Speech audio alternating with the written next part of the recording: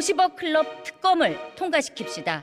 업무상 질병을 앓았다는 곽상도 전 의원의 아들은 위로금 명목으로 50억 원의 퇴직금을 받았습니다. 여당 의원 아들은 질병재해 50억, 노동자는 사망재해 1억 5천. 사람값이 이렇게 다른 사회가 어찌 문명사회이겠습니까? 뇌물임이 상식이지만 검찰은 입증에 실패했습니다. 아니, 단순 실패가 아니라 검찰 출신 여당 실세 국회의원 앞에서 칼을 거둔 카르텔입니다. 더는 시민이 좌절감과 배신감을 느끼지 않도록 합시다.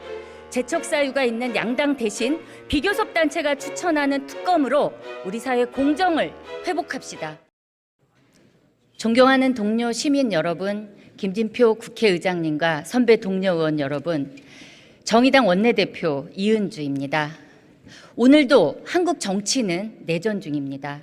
매일같이 선전포고가 이어지는 양당의 논평과 양당을 지지하는 유튜버들의 콘텐츠를 보시기 바랍니다. 외부에서 본다면 그 누가 우리를 평시 상태라 하겠습니까? 야당 대표와 대통령 영부인에 대한 수사는 모두 응분의 정의가 필요한 일입니다. 하지만 양당 정치는 지난 수년간 이런 일을 정치의 전부로 만들었습니다. 상대를 감옥에 보낼 혐의를 찾고 우리 편의 무죄를 변호하는 검사와 변호사의 역할을 교대하는 게 어느새 우리 정치의 풍경입니다. 이 전쟁이 진짜로 파괴하는 것은 단지 정치의 평화가 아닙니다. 우리 삶의 변화를 바라는 시민의 일상이 파괴되고 있습니다. 서로를 향해 고함치라고 부추기는 양당은 종부세, 법인세, 금투세 같은 진짜 논쟁과 토론이 필요한 곳에서는 휴전하며 더 가진 자를 지키는 데 여념이 없습니다. 누가 승리하더라도 시민의 삶에 평화가 없는 지금 우리는 정치 실패 상태입니다. 이 실패의 책임에서 자유로운 세력은 없습니다. 하지만 누구나 책임의 정도가 똑같다는 기계적 균형은 공정하지 않습니다. 현 시기 정치 실패의 1차적 책임은 대통령에게 있음이 분명합니다. 지난 수년간 양당은 사회를 양분시켰습니다. 상대를 악마화하는 사이다 발언은 정치인의 덕목이 됐고 진영의 이익을 위해서라면 우리 편의 잘못은 눈감았습니다. 이 상황에서 역대 최다 득표로 당선된 윤석열 대통령은 보수적 시민의 지지만 받은 게 아닙니다. 중도적 시민 또한 이 대결의 극복을 기대했습니다. 하지만 그 기대는 산산이 부서졌습니다. 용산은 오늘날 정치 그 자체를 파괴하는 거대한 사회적 분열의 진원지가 됐습니다. 오로지 적대적 지지층 동원에 몰두하며 반지성과 무능의 우파 포퓰리즘으로 질주 중입니다. 구조적 성차별은 없다는 발언은 사회는 없으며 개인과 가족만 있다는 마거렛 대처의 말과 똑같습니다. 젠더 차별과 격차의 구조인식을 거부하는 반지성주의는 여성가족부 철폐 7글자 공약으로 드러났고 비동의 강간죄를 발표 몇 시간 만에 철회하는 총극으로 이어지고 있습니다. 노동개혁에는 노동시장 이중구조를 극복할 진지한 대안과 대화를 위한 노력을 조금도 찾아볼 수 없습니다. 그저 노동조합을 부패한 기득권 집단으로 몰아가는 노조 때리기 쇼로는 아무 문제도 해결할 수 없습니다. 포퓰리즘은 사회 정책에 그치지 않습니다. 대통령은 NPT 탈퇴라는 파국을 초래할 핵무장을 기어이 언급했습니다. 1991년 노태우 전 대통령의 비핵화 선언 이래 한국 정치의 공고한 합의를 무너뜨린 것입니다. 역대 대통령들이 용기가 없어 핵무장을 선언하지 않은 것이겠습니까? 무지하고 무책임하며 절제를 모르는 포퓰리즘은 국제정치의 규범과 동아시아 평화마저 위협하고 있습니다. 적 없이는 정치를 할 수 없는 윤석열 대통령의 포퓰리즘은 결국 집권당 내부를 향하고 있습니다. 용산이 앞장서 당 대표와 후보들을 차례로 날리고 정당 민주주의는 희화화됐습니다. 이 무능 독선 분열은 시민의 심판을 부를 것입니다. 결국 윤석열 정부의 적은 윤석열 정부 자신이라는 것을 깨닫게 될 것입니다. 존경하는 선배 동료 의원 여러분, 이렇게는 우리 정치도 사회도 지속할 수 없습니다. 고물가와 고금리, 지정학적 불안이라는 복합 위기가 언제 끝날지 모릅니다. 불평등한 이중 노동시장, 고령화와 인구 감소는 복지체제와 노동시장 정책의 대전환을 요구하고 있습니다. 기후위기는 산업과 일상의 모든 영역에서 우리 삶의 방식을 바꾸지 않으면 남은 시간이 없다고 경고합니다. 민주주의 정치의 제1기관인 의회가 먼저 정치의 본령을 회복합시다. 정의당은 법의 지배와 시민의 상식이라는 원칙에 따라 현재의 과잉 사법 대결 국면을 끝낼 것부터 호소드립니다. 이를 위해 첫째, 50억 클럽 특검을 통과시킵시다. 2022년 산업재해로 사망한 노동자의 산재 유족 급여는 평균 1억 5,500만 원이었습니다. 산재보험법에 따라 평균 임금의 1,300일 어치를 받은 결과입니다. 그러나 업무상 질병을 앓았다는 곽상도 전 의원의 아들은 위로금 명목으로 50억 원의 퇴직금을 받았습니다. 여당 의원 아들은 질병재해 50억, 노동자는 사망재해 1억 5천, 사람값이 이렇게 다른 사회가 어찌 문명사회이겠습니까? 뇌물임이 상식이지만 검찰은 입증에 실패했습니다. 아니, 단순 실패가 아니라 검찰 출신 여당 실세 국회의원 앞에서 칼을 거둔 카르텔입니다. 더는 시민이 좌절감과 배신감을 느끼지 않도록 합시다.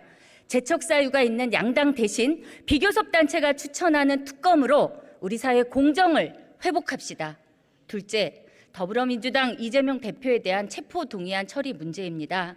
체포동의안은 유무죄에 대한 편결이 아니며 불체포 특권을 해지해 영장 심사를 받게 하자는 것, 그 이상도 이하도 아닙니다.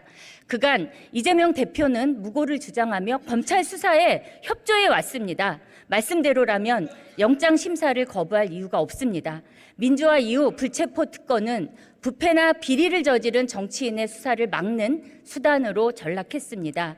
이에 정의당은 이 특권의 폐지를 줄곧 주장했고 이재명 대표 또한 지난 대선에서 폐지를 공약하신 바 있습니다.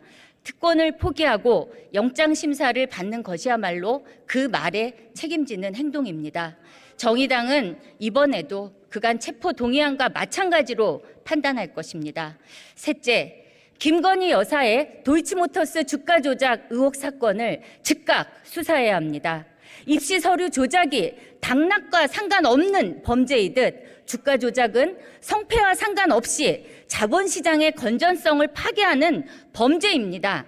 그러나 김 여사는 자신의 계좌가 48차례 시세 조정에 사용됐음에도 지금껏 단 한 번도 소환 조사를 받지 않았습니다.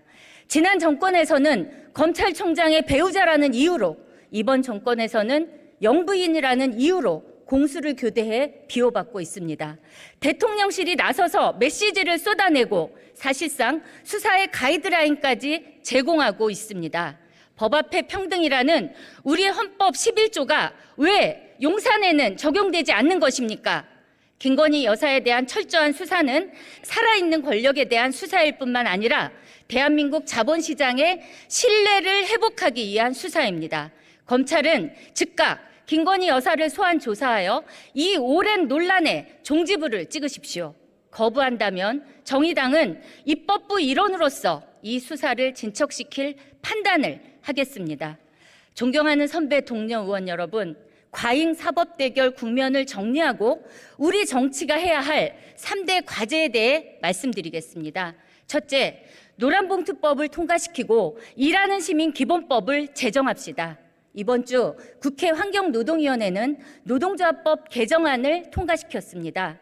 정부도 강조하는 노동시장 이중구조 극복에서 노동조합은 적이 아닌 동료입니다. 과거 미국 루즈벨트 정부는 유색 인종, 저숙련 노동자의 노동 3권을 보장해 빈부 격차를 줄이는 대압착을 이뤄냈습니다. 마찬가지로 이 법은 저임금에 열악한 간접고용 노동자가 단체 교섭을 통해 스스로 노동 조건을 개선하도록 돕고 산업 현장에 평화를 정착시킬 산업평화 촉진법입니다.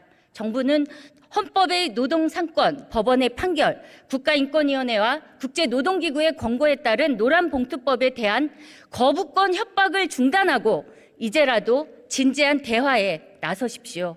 이중구조 개선에는 노동법의 현대화가 필요합니다. 플랫폼, 특수고용, 프리랜서 등 노동법의 외곽에 있는 비정형 노동자가 어느새 우리 노동시장의 다수를 이루고 있습니다. 정의당은 피용자가 아닌 일하는 시민 모두가 사업장 규모와 일의 종류, 고용 형태와 무관하게 노동권을 향유할 수 있도록 일하는 시민 기본법 제정에 나설 것입니다. 비임금 노동자 700만 명, 5인 미만 사업장 포함 1천만 명 이상의 일하는 시민들을 위한 이 법에 적극적인 동참을 요청드립니다. 둘째, 플랫폼 공정화법을 입법합시다. 노동시장 이중구조 이전에 산업의 이중구조가 있습니다. 특히 지난 10수년간 온라인 플랫폼이 급성장해 많은 중소상인, 자영업자, 노동자들이 편입되고 종속됐습니다. 하지만 그 영향력이 막대해진 플랫폼 기업들은 자신의 지배력을 이용해 불공정 행위를 서슴지 않고 있습니다. 네이버 쇼핑의 알고리즘 조작, 배달의 민족의 깃발 꽂기, 쿠팡의 리뷰 조작, 카카오티의 콜 몰아주기 등 영역을 가리지 않습니다. 플랫폼 공정화법은 21세기 반독점법입니다. 우리 시대 경제 주체들의 조화로운 발전을 위해 피할 수 없는 과제입니다. 이미 정의당 배진교 의원이 법률안을 발의한 상태입니다. 남은 21대 국회 내에 입법이 되도록 머리를 맞대고 논의합시다. 셋째, 한국형 IRA를 만듭시다.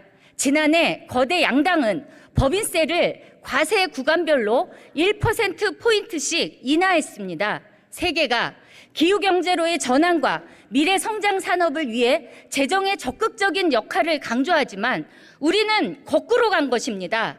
인플레이션 감축법 IRA를 통과시킨 미국은 친환경 발전과 전기차 배터리 산업에 총 4,370억 달러를 투자하며 그 재원 중 2,220억 달러를 법인세 최저세율을 15%로 높여 마련하기로 했습니다.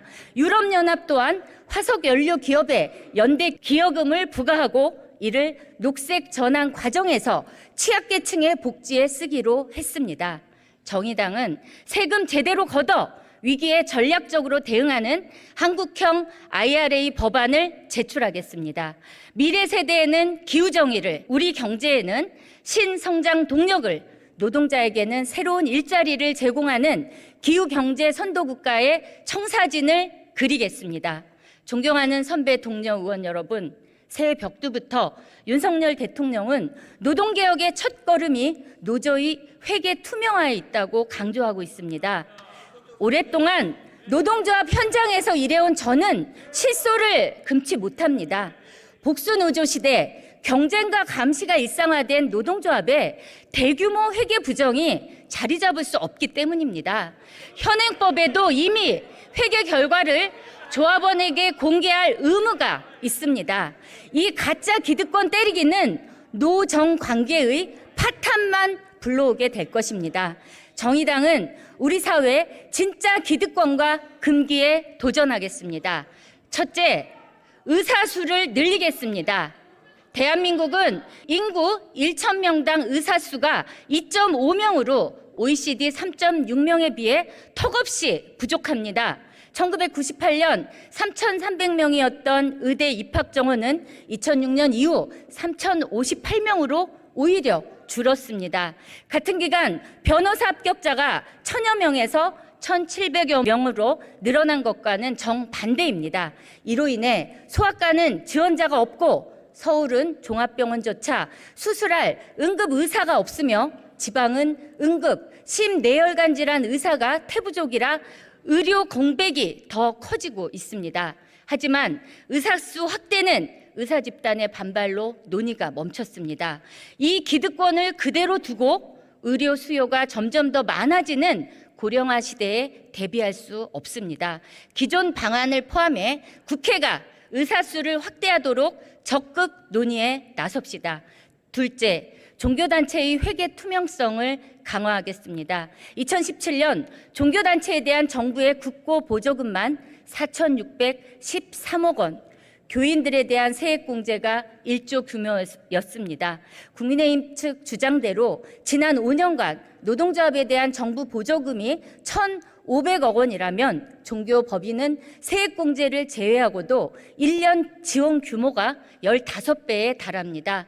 하지만 종교법인은 상속세 및 증여세법상 회계 감사는 물론 결산 서류 공시의 의무에서도 배제되어 있습니다. 왜 그런지는 이 자리에 계신 여러분이 가장 잘 아실 겁니다.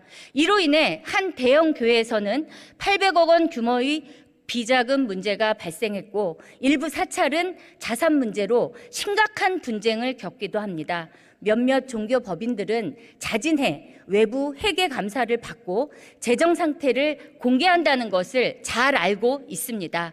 종교의 자유를 침해하지 않는 선에서 종교단체의 회계 투명성을 강화하는 방법을 찾아내겠습니다. 셋째, 생활동반자법에 대한 논의를 시작하겠습니다.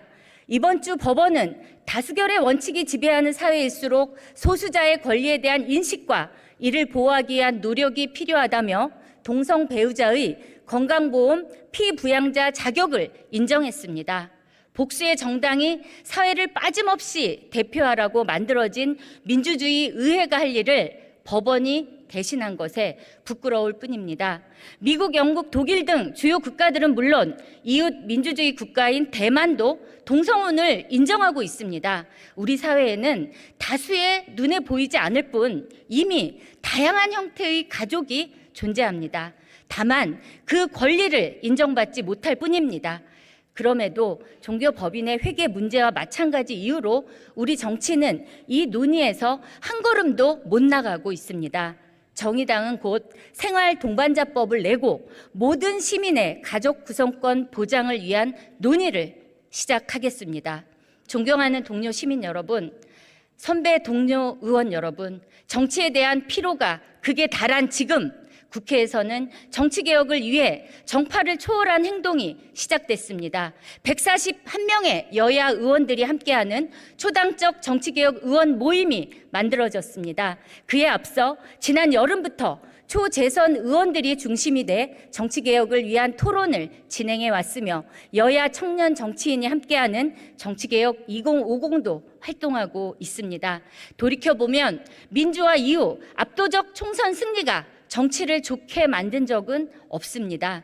한나라당의 대승 이후 날치기가 만연했던 18대 국회가 그랬고 더불어민주당 대승 이후 대화가 실종되고 갈등적 이슈만 지배하는 21대 국회가 그렇습니다. 반면 제3당, 제4당이 존재했던 20대 다당제 국회는 대통령 탄핵이라는 역사적 결단과 합의를 이끌어냈습니다. 복수와 재복수가 반복되는 승자 독식의 정치를 바꿀 대안은 결국 양당제가 아닌 다당제입니다. 현재의 양극화된 양당제를 온건한 다당제로 바꿔야 시민을 폭넓게 대의하고 대화와 타협의 정치가 가능합니다. 그를 위해 승자 독식 선거제도 개혁은 필수입니다. 연초 윤석열 대통령께서 중대선거구제를 제안하셨습니다. 중대선거구제는 제도 설계에 따라 양당 독점을 강화할 수도 또 다당제를 촉진할 수도 있는 측면이 다 있습니다. 그럼에도 현행 단순 다수 대표제로는 안 된다는 의견을 대통령께서 밝히신 만큼 더불어민주당은 물론 국민의힘도 선거제도 논의에 적극적으로 임해 주시길 요청드립니다. 물론 선거제도 개혁은 정치개혁의 전부가 아닙니다. 양당 체제의 극복을 위해 양당의 대안이 될 실력 있는 제3정당이 필요합니다. 그런 점에서 최근 30% 가까이 무당층이 늘었음에도 정의당 지지율이 답보 상태인 점은 뼈아픈 대목입니다. 현대 정당론의 대가인 피터 마이어는 정당은 변화하지 않기 위해 변화한다고 정의했습니다. 진보 정치로 남아있기 위해 정의당은 이제 거침없이 변화할 것입니다. 정의당은 지난 정국위원회에서 당 대표 직속 재창당 위원회를 두고 9월 재창당을 목표로 새로운 정책 비전을 수립하며 기후위기와 불평등에 대응하는 세력을 모을 것을 결의했습니다. 지도부는 이 재창당의 과정을 당원 그리고 시민과 함께하기 위해 전국 순회에 돌입했습니다. 사회 경제적 약자들과 우리 정치에 불만을 가진 시민들이 자기 목소리를 갖는 것이 정의당 재창당의 목적지이자 출발점임을 잊지 않겠습니다. 변화를 위한 정의당의 결단에 격려와 응원을 부탁드립니다. 감사합니다.